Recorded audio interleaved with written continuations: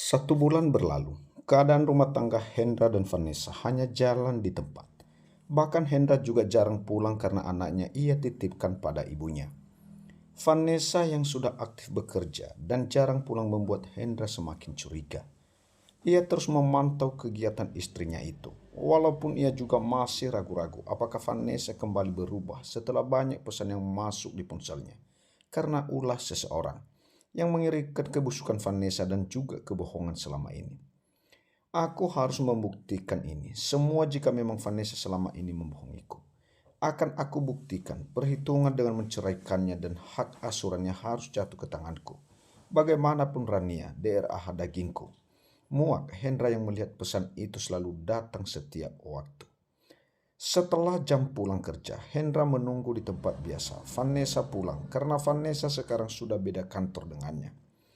Ia menunggu di jalan yang agak jauh.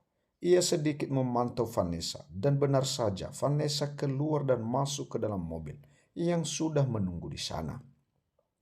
Hendra mengikuti Vanessa dengan hati-hati. Ia akan mengetahui kejelasan hari ini.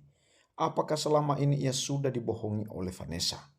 Lama mengikuti arah mobil yang ditumpangi oleh Vanessa berhenti di sebuah hotel dan Vanessa turun dengan laki-laki yang berumur. Bukannya itu om yang ia kenalkan dulu. Hendra mengerjapkan matanya. Apakah ia adalah Lia? Setelah mereka masuk, Hendra membuntuti dari belakang hingga ia masuk ke dalam sebuah kamar hotel.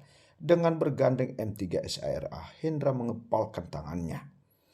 Hatinya sangat PNAS melihat istri yang ia bela selama ini dan rela meninggalkan istri sebaik Carmila dibalas dengan pengkhianatan yang sangat rapi disembunyikan. Hendra sengaja menunggu di depan pintu kamar hotel tersebut. Ia akan menggerebek Vanessa yang melakukan itu. Tok, tok, tok. Hendra mengetuk pintu dengan sangat lama, sekitar 30 menit saat mereka sudah melakukan itu. Sedangkan di dalam, Vanessa yang masih berada di atas Rian masih menikmati ke NMT saat bertempur. Mendengar suara yang diketuk Rian dan Vanessa menghentikan aktivitasnya sejenak. Siapa yang ketuk pintu Hone? Rian yang di bawah masih men-SAH karena ulah Vanessa. Biarkan saja, lagian kan kita sudah booking pak kamar hotel ini. Jika itu petugas tidak mungkin kan Vanessa kasih tak menghiraukan tekukan tadi. Dan ketukan itu semakin kuat. Vanessa dan juga Rian pun menyudahi sebentar aktivitasnya. Biar aku yang buka, ucap Rian yang menegaskan diri. Jangan-jangan istri kamu tahu tentang hubungan kita. Rasa takut Vanessa yang masih mengiang di telinganya. Gak mungkin Honey, istriku pergi ke luar negeri untuk mengantarkan putrinya masuk ke universitas. Jawabnya Rian dengan santai dan juga memakai boxer saja untuk melihat siapa yang sedari tadi mengetuk pintu.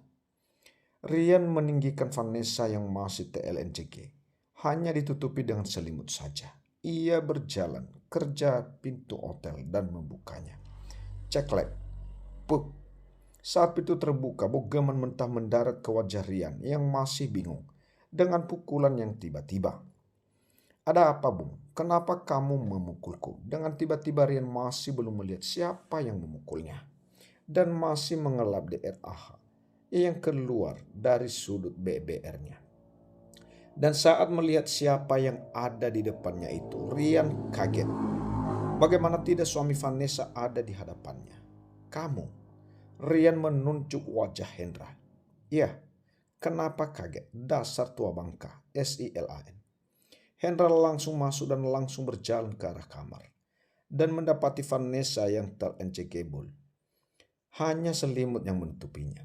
Vanessa yang masih tidak tahu jika Hendra yang ada di hadapannya itu. Apa tadi istrimu sayang? Vanessa yang masih tidak menyadari. Oh, jadi begini kelakuan kamu Van. Hendra berbicara dengan wajah yang sudah merah padam. Dek. Vanessa mendongak dan betapa terkejutnya. Mas, aku bisa jelasin. Vanessa yang berusaha bangun dengan lilit selimut di tebehannya. Iya, dan aku tak percaya Van. Kamu hianati aku dengan sedemikian rupa. Bahkan kamu juga sudah bohongin aku. Apa kurangnya aku selama ini, Van? Hendra masih dengan nada yang wajah yang sudah tidak bersahabat. Maafkan aku, Mas. Aku bisa jelasin lagi. Aku dijebak, Mas. Alibi Vanessa.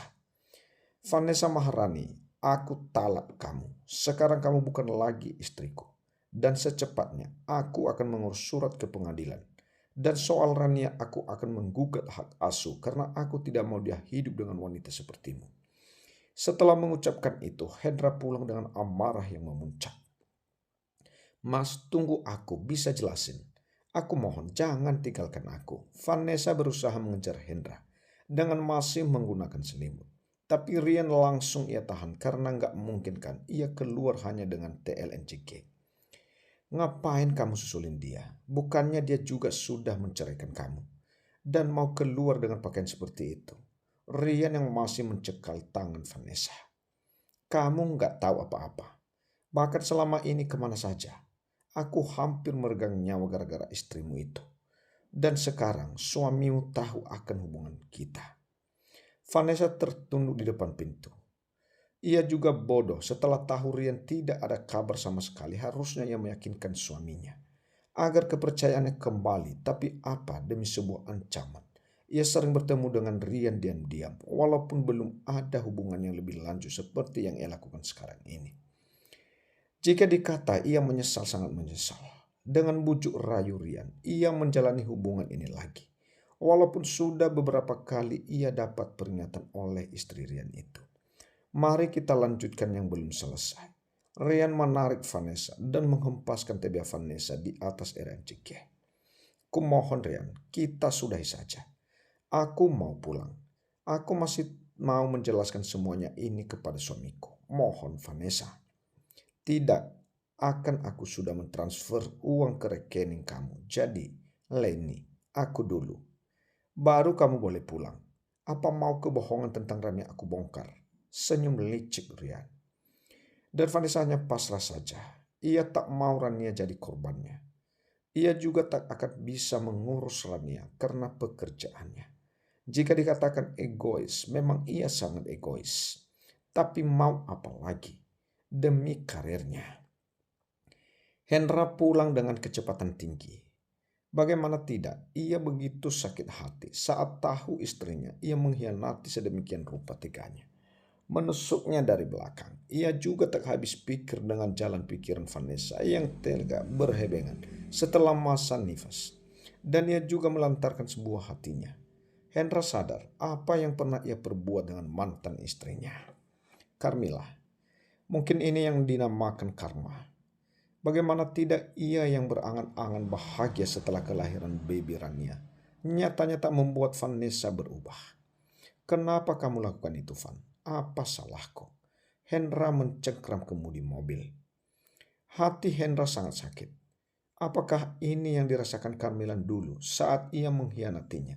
Seakan karma datang bertubi-tubi setelah ia menceraikan istri sebaik Carmilla. Setelah sampai di rumah, ibunya Hendra langsung masuk ke dalam rumah tanpa sepatah kata. Ia juga nggak ingin ibunya melihat Hendra dalam keadaan yang sangat mengenaskan, seperti sekarang ini. Hendra merenung sampai pagi hari ia tidak dapat memejamkan matanya. Tok, tok, tok. Nak, kamu sudah pulang. Kok ibu nggak tahu? Ibu Wati mengetuk pintu kamar putranya. Bu, maaf. Hendra, bu. Hanya itu yang diucapkan Hendra. Kamu nggak kerja, nak? Tanya Ibu Wati masih di depan pintu. Kerja, bu. Sebentar lagi. Hendra langsung bangun dan pergi ke kamar mandi untuk membersihkan badannya. Ibu Wati yang masih menggendong baby Renia menunggu putranya di depan meja makan. Ia hanya menyiapkan sarapan berupa sayur lontong saja. Karena Ibu Wati sekarang repot mengurus cucunya. Ceklek. Hendra keluar dengan wajah yang sudah segar. Ia keluar untuk berangkat bekerja. Bu Wati yang melihat mata putranya sedikit menghitam seperti mata panda itu bertanya-tanya. Nak, kamu tidak tidur semalaman. Kok kayak mata panda? Oh ya, kapan kamu bawa anak kamu pulang? Ibu kewalahan jika Rania menangis. Ibu Wati mulai protes karena harusnya yang mengurus adalah Vanessa. Bu, Sebelumnya aku minta maaf ya. Mungkin aku akan titipkan Rania sama ibu. Karena aku sudah mentalak Vanessa, Bu. Hendra berkata jujur. Apa yang kamu katakan, Hendra? Meminta masalah apa sehingga kamu menceraikan istrimu itu?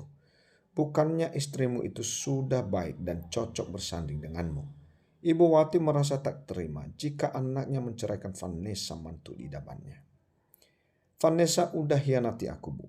Dan aku juga gak mau anakku punya ibu yang gak bertanggung jawab. Bahkan dia sering mengabaikan Rania, Bu. Dia bukan istri yang baik, Bu, keluh Hendra sambil sarapan lontong sayur.